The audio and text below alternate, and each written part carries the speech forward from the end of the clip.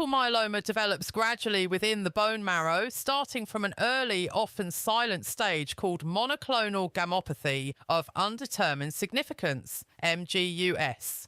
In this phase, a single plasma cell, normally responsible for making antibodies, acquires key genetic changes such as extra chromosomes or rearrangements involving immunoglobulin genes.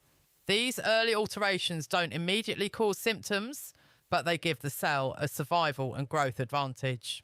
Over time, additional mutations accumulate, commonly affecting pathways that control cell growth, like RAS/MAPK and survival, allowing these abnormal cells to expand, resist death, and eventually dominate the marrow.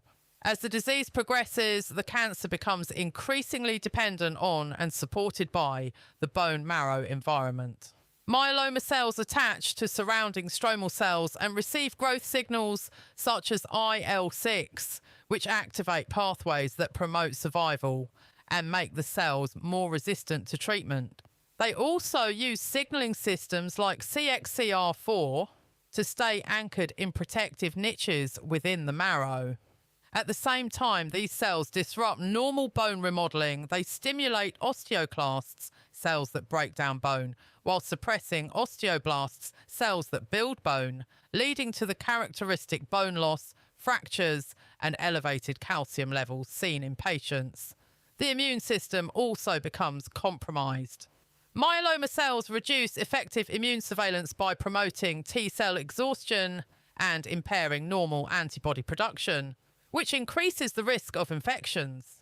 Interestingly, the same surface markers that help these cells evade the immune system, such as BCMA, have become important targets for newer immunotherapies.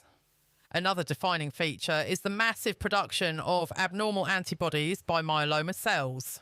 This puts stress on their internal protein handling systems, particularly the proteasome, which they rely on to survive. This stress dependence creates a vulnerability that certain drugs can exploit. Over time, the disease becomes more complex, with different subclones of cancer cells emerging and evolving, especially under the pressure of treatment, making relapse a dynamic and adaptive process. Overall, multiple myeloma is not caused by a single defect, but by the interaction of genetic mutations, supportive signals from the bone marrow immune system dysfunction, and ongoing cellular evolution.